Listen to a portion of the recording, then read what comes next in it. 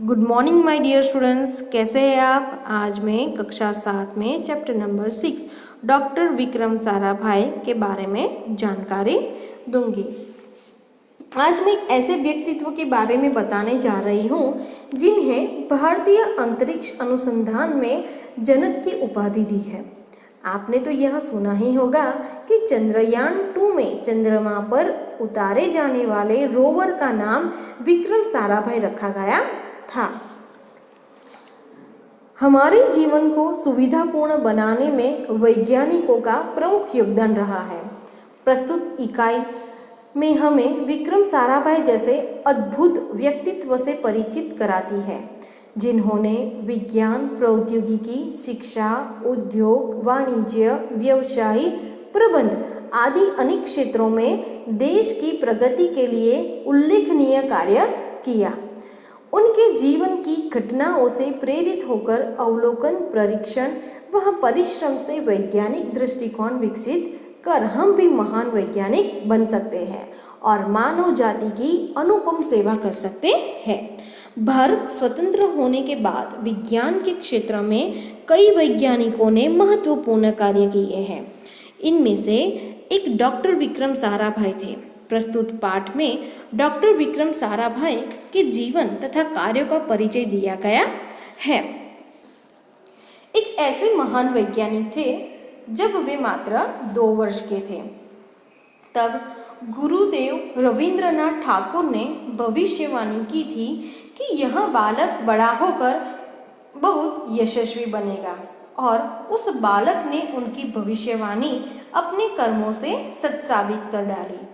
क्या आप जानते हैं वे कौन थे? वे थे हमारे महान वैज्ञानिक डॉक्टर विक्रम साराभाई।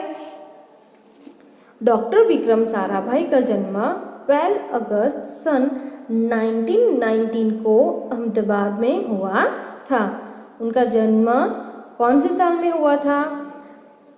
12 अगस्त सन 1919 को अहमदाबाद में हुआ था। उनका परिवार एक प्रतिष्ठित उद्योगपति परिवार था। पिता का नाम अंबालाल तथा माता का नाम सरला देवी था। उनका जन्म कहाँ हुआ था?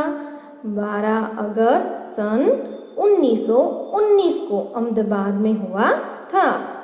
12 अगस्त सन 1919 को अहमदाबाद में हुआ था। उनका परिवार एक प्रतिष्ठित उद्योगपति परिवार था। उनके पिता का नाम क्या था बच्चों? उनके पिता का नाम था अंबालाल तथा माता का नाम क्या था बच्चों? माता का नाम सरला देवी था। विक्रम साराभाई 8 भाई बहन थे। विक्रम साराभाई के कितने भाई बहन थे? 8 भाई बहन थे। बाल्यकाल से प्रतिभावान विक्रम साराभाई के बचपन का यह प्रसंग उनके सफलता हासिल करने के बुलंद इरादे को दर्शाती है। जब वह 5-6 साल के थे तो अपने परिवार के साथ शिमला गए थे। कि जब डॉक्टर विक्रम साराभाई 5-6 साल के थे तब उनके परिवार के साथ वहाँ कहाँ गए थे? तो शिमला में गए थे।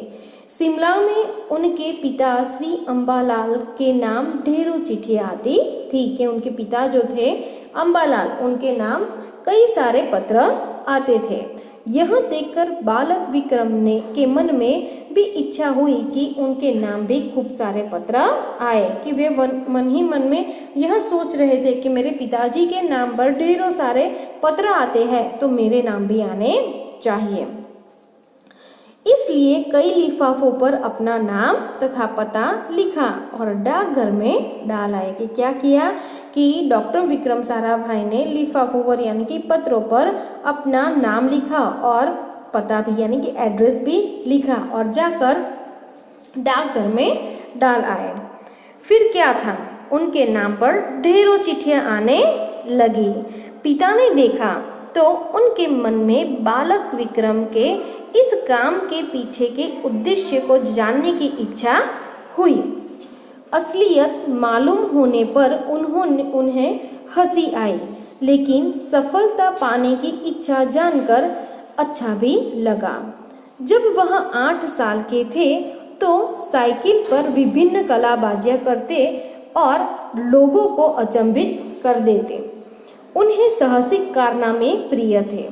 गणित तथा भौतिकी के प्रति उनकी गहरी दिलचस्पी थी। उन्होंने मैट्रिक की परीक्षा सन 1934 में पास की। कौन से साल में पास की मैट्रिक की परीक्षा? सन 1934 में। सन 1934 से 37 में गुजरात कॉलेज अहमदाबाद से इंटर की पढ़ाई की। सन 1937 में इंग्लैंड चले गए। मैट्रिक की परीक्षा कौन से साल में पास की? सन 1934 में। और सन 1934 से 37 में गुजरात कॉलेज अहमदाबाद से इंटर की पढ़ाई की। सन 1937 में वहाँ इंग्लैंड चले गए। सन 1940 में कैम्ब्रिज से गणित वहाँ भौतिकी में बीएससी की परीक्षा में सफलता प्राप्त की। तत्पश्चात द्वितीय विश्व युद्ध के शुरू होते ही विक्रम साराभाई भारत लौट आए। भारत में उन्होंने सर सीवी रामन तथा डॉक्टर होमी भाभा का सानिध्य मिला। वहाँ राष्ट्रीय स्वतंत्रता आंदोलन से बड़े प्रभावित हुए। सन 1942 में वह मृणालिनी स्वामीनाथन के साथ विवाह सूत्र में बंधे। उन्होंने अंतरिक्ष की गहराइयों से आने वाली रहस्यमय कॉस्मिक किरणों पर अनुसंधान करके कैम्ब्रिज विश्वविद्यालय से सन 1947 में पीएचडी की उपाधि हासिल की। यहाँ पे कॉस्मिक किरणें यानी कि कॉस्मिक किरणें आकाशगंगा से आने वाली एक ब्रह्मांडीय किरणें हैं। इन किरणों के बारे में अभी पूरी जानकारी हमें हासिल नहीं हुई है या उपलब्ध नहीं हुई है। इन किरणों के अध्ययन द्वारा सौरमंडल के जटिल रहस्यों को सुलझाया जा सकता है। हिमालय पर्वत की ऊंची चोटियाँ कॉस्मिक किरणों के अध्ययन के लिए उपयुक्त स्थान माना गया है। आगे यहाँ पे कैम्ब्रिज विश्वविद्यालय यानी कि यहाँ कैम्ब्रिज विश्वविद्यालय इंग्लैंड का एक विश्वविद्यालय है जो इंग्लैंड में आया हुआ है। उसके बाद ब्रह्मांड तथा सौर मंडल के कई जटिल प्रश्नों का प्रायोगिक हल निकालने का श्रेय डॉक्टर विक्रम साराभाई को प्राप्त होता है।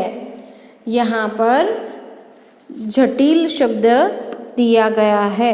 जटिल यानी कि उलझे हुए, कठिन से कठिन, कि ब्रह्मांड तथा सौरमंडल के जटिल से या जो कठिन प्रश्न जो है वहाँ उसका हल निकालने का श्रेय किसको जाता है? श्रेय यानी कि यश किसको जाता है?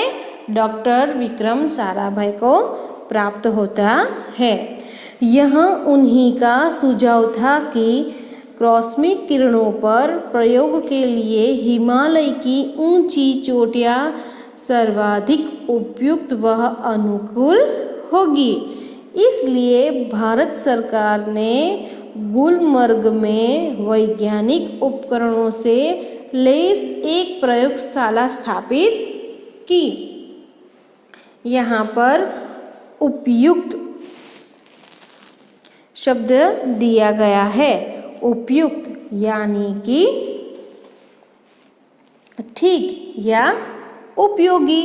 फिर दूसरा है अनुकूल। अनुकूल यानी मुआफिक। उपकरण, यहाँ पे उपकरण शब्द दिया गया है। उपकरण यानी कि साधन। फिर है लेस यानी युक्त। प्रयोगशाला स्थापित की है। डॉक्टर विक्रम साराभाई के निजी प्रयासों से सन 1947 में भौतिक अनुसंधान प्रयोगशाला अहमदाबाद में स्थापित हुई, जिसमें वहाँ आजन्म संबंध रहे। साथ ही उन्होंने देश में वस्त्र उद्योग की तकनीकी समस्याओं के हल निकालने के उद्देश्य से अहमदाबाद में ही टेक्सटाइल इंडस्ट्रीज रिसर्च एसोसिएशन की आधारशिला रखी। भौतिक अनुसंधान प्रयोगशाला डॉक्टर विक्रम साराभाई परमाणु शक्ति, अंतरिक्ष विकिरण, सूर्य, ग्रह, तारा, प्लाज्मा, भौतिकी और खगोल पर वह कार्य करते रहे। सन 1961 में वे परमाणु ऊर्जा आयोग के सदस्य बनाए गए। ऊर्जा यानी कि शक्ति, प्रयोगशाला यानी कि वह स्थान जहाँ विज्ञान संबंधी प्रयोग किए जाते हैं। डॉक्टर भाभा की मृत्यु के पश्चात परमाणु ऊर्जा संस्थानों का भार युवा वैज्ञानिक डॉक्टर विक्रम साराभाई के कंधों पर ही आ गया कि डॉक्टर होमी भाभा जो है उनकी मृत्यु हो जाती है। उसके बाद परमाणु ऊर्जा जो संस्था है उसका समस्त भार डॉक्टर विक्रम साराभाई के कंधों पर आ जाता है। उन्होंने भारतीय अनुसंधान केंद्र का गठन किया। उन्होंने भारतीय अनुसंधान यानी कि खोज केंद्र का गठन किया। डॉक्टर विक्रम साराभाई इसके पहले अध्यक्ष बने। यहाँ उनकी अगुवाई एवं अथक परिश्रम का ही परिणाम है कि भारत में दूरसंचार, दूरदर्शन व मौसम विज्ञान के लिए प्रक्षेपित अनेक उपग्रह अंतरिक्ष में सफलतापूर्वक कार्य कर रहे हैं। डॉक्टर विक्रम साराभाई ने अपना संपूर्ण जीवन भारत तथा विज्ञान के समग्र विकास के लिए समर्पित कर दिया। भारत के विकास में उत्कृष्ट योगदान के लिए उन्हें कई राष्ट्रीय और अंतर्राष्ट्रीय सम्मान प्राप्त हुए। सन 1962 में उन्हें डॉक्टर शांति स्वरूप भटनागर पुरस्कार मिला। सन 1966 में पद्म भूषण तथा सन 1972 में मरणोत्तर पद्म विभूषण जैसे अलंकरणों से नवाजा गया। निःशस्त्रीकरण से संबंधित कई महत्वपूर्ण अंतर्राष्ट्रीय संस्थाओं में भी भारत के प्रतिनिधि रहे। यहाँ पर पद्म भूषण,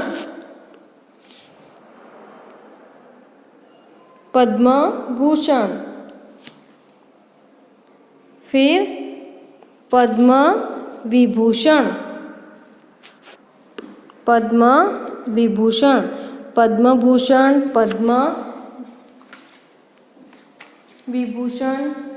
पद्मश्री, भारत रत्न और अर्जुन पुरस्कार। तो उसको मैं आपको समझाती हूँ। तो पद्म भूषण यानी कि यह पुरस्कार किसी भी क्षेत्र में विशिष्ट और उल्लेखनीय सेवा के लिए प्रदान किया जाता है। इसमें सरकारी कर्मचारियों द्वारा की गई सेवाएं भी शामिल है। फिर पद्म भूषण, तो यह पुरस्कार किसी भी क्षेत्र में उच्च स्तर की उल्लेखनीय सेवा के लिए प्रदान किया जाता है। इसमें सरकारी कर्मचारियों द्वारा की गई सेवाएं भी शामिल है। फिर है पद्मश्री। फिर क्या है? पद्मश्री। यह पुरस्कार किसी भी क्षेत्र में उल्लेखनीय सेवा के लिए प्रदान किया जाता है। इसमें सरकारी कर्मचारियों द्वारा की गई सेवाएं भी शामिल है। भारत रत्न किसे मिलता है? भारत रत्न पुरस्कार। कि भारत रत्न भारत का सर्वोच्च नागरिक सम्मान है। यह सम्मान राष्ट्रीय सेवा के लिए दिया जाता है। इन सेवाओं में कला, साहित्य, विज्ञान या सार्वजनिक सेवा शामिल है। सामाजिक जो सेवा करते हैं समाज की, वह एक वर्ष में अधिकतम 3 व्यक्तियों को ही भारत रत्न दिया जाता है। अर्जुन पुरस्कार। तो अर्जुन पुरस्कार किसे मिलता है? तो अर्जुन पुरस्कार भारत सरकार के द्वारा खेल के क्षेत्र में उत्कृष्ट प्रदर्शन के लिए दिया जाता है। इस पुरस्कार का प्रारंभ सन 1961 में हुआ था। किसका प्रारंभ कब हुआ था? 1961 में हुआ था। आगे हम देखते हैं।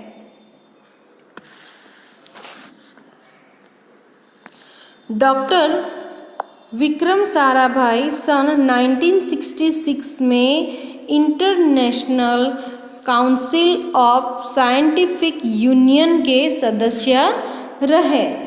सन 1968 में संयुक्त राष्ट्र संघ में यूनेस्को के विज्ञान विभाग के अध्यक्ष बने। उन्हें इंडियन जियोलॉजिकल यूनियन का प्रमुख बनाया गया। डॉक्टर विक्रम साराभाई सन 1917 में वियना शांति अंतर्राष्ट्रीय अणुमंच के 14वीं परिषद के प्रमुख बने। सन 1971 में संयुक्त राष्ट्र संघ परिषद के उपाध्यक्ष, वह बाद में विज्ञान विभाग के अध्यक्ष बनाए गए। वह केवल उच्च कोटि के वैज्ञानिक ही नहीं थे, बल्कि व्यस्तताओं के बावजूद कला, शिक्षा व समाज के लिए पर्याप्त समय निकाल लेते थे। उनके ही प्रयासों से अहमदाबाद में लोक विज्ञान केंद्र एवं नेहरू विकास संस्था की स्थापना हुई। यहाँ वह जन सामान्य की विज्ञान के प्रति रुचि जागृत करने के लिए कार्य करते रहे। वह 21 दिसंबर सन 1971 की काली तारीख थी। डॉक्टर विक्रम साराभाई को त्रिवेंद्रम में लांचिंग स्टेशन थुम्बा में कार्य निरीक्षण के लिए भेजा गया था। वह एक होटल में ठहरे हुए थे। यहीं हृदय की गति रुकने से उनकी मृत्यु हो गई। उनके निधन से विज्ञान में नित नए आयामों को जोड़ने वाला एक जीवन चक्र सदा के लिए रुक गया। ऐसी महान प्रतिभा को सत सत नमन। कि डॉक्टर विक्रम साराभाई एक उच्च से उच्च कोटि के वैज्ञानिक थे, आप जानते हैं। तो ऐसे कई सारे वैज्ञानिक हैं, जैसे कि सर जगदीश चंद्र बोस, डॉक्टर प्रफुल्ल चंद्र राय, सर सीवी रामन और डॉक्टर होमी भाभा। आगे का जो अभ्यास और स्वाध्याय जो है वह बाद के लेक्चर में हम समझेंगे। थैंक यू बच्चों।